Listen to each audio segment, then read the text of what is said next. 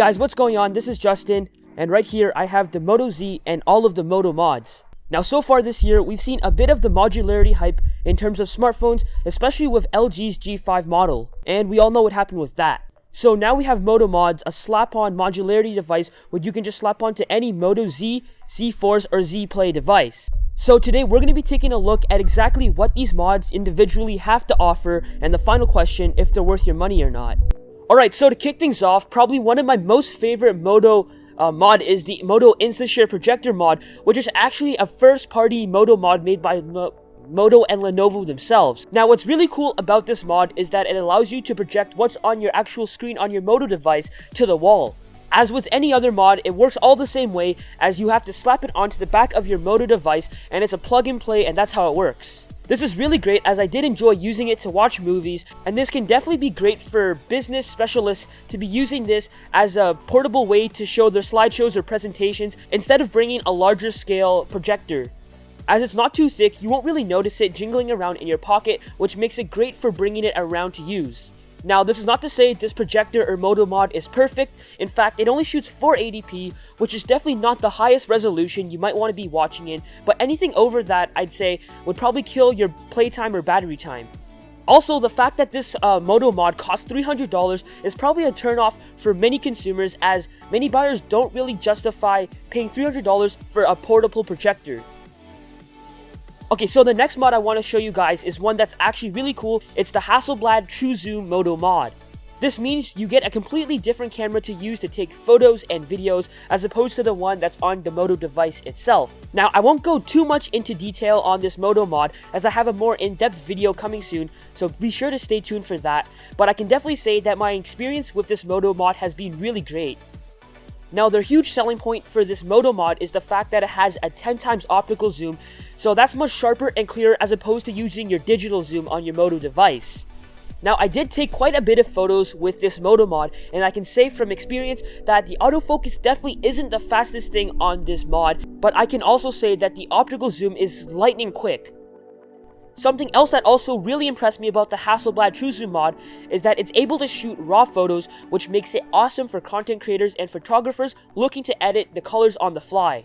Now, while the colors aren't the most vibrant or the most saturated, that's where the raw comes into play, where you're actually able to manipulate the colors using your editing software such as Adobe Lightroom. Okay, so with the Hasselblad, there's also a Pro mode, which gives you the ability to control the settings such as you would on a DSLR like I'm shooting on right now, such as things like your ISO, your white balance, or your f-stop aperture. The small form factor also really helps with making this another great portable Moto mod for usage.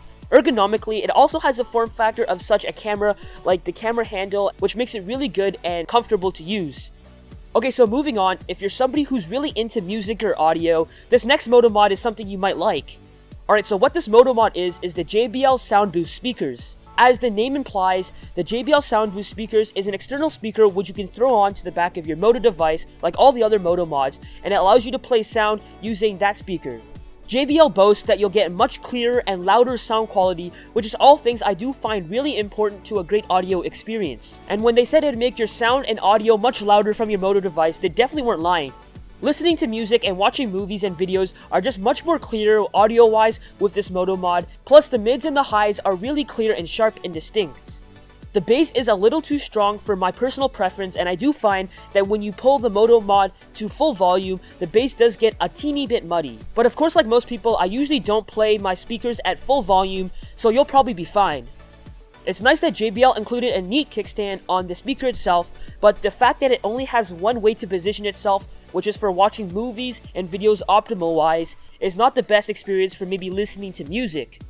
Guys, the last Moto mod I want to show you guys is the Incipio Off-Grid Moto Mod Power Bank. The Incipio Off-Grid Power Bank is a 2-in-1 battery and case itself, and they boast to extend your Moto's battery life up to 22 hours, but realistically, I only found myself having around 17 to 20 hours of battery time. Now, I have to say this mod in particular is one that I use the most often and probably the one where I find the most useful, as I always bring this to school and it always helps to juice up my phone so I don't run out of battery. It's also constructed out of a really strong and well-built rubber and plastic material design, which makes it great as performing as a case also. This Incipio off-grid power bank case is probably one of the better Moto Mod power bank cases I've seen, as it's built really well and its functionality is great. With a $60 price tag, it's definitely not the cheapest, but it's not a bad purchase either. If you're going to buy a Moto device, such as the Moto Z, Moto Z Force, or Moto Z Play, I definitely recommend the Incipio off-grid power bank as one of the essentials to get you started. Well guys, that's all of the Moto mods I have to show you guys today. Of course, as next year comes along and time goes, Moto's going to be releasing some other really cool mods with Lenovo, so I'm really excited for that, and I'm also excited to see where Motorola goes in terms of modularity. Now, while these Moto mods are actually really awesome and built really well and do what they're advertised to do, something I really like, there's definitely things and ways that Motorola and Lenovo can fix these. One major problem for sure has to be the price, which comes down to the final question: are the Moto mods worth it, and should you go out and buy one?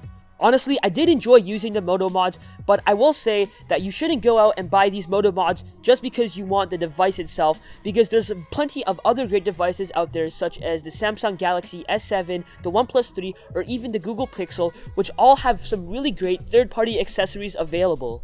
With that mentioned, the Moto Z is definitely a great device itself. It has some really great specs, so if this is a device you want, then the Moto mods definitely complement the usage.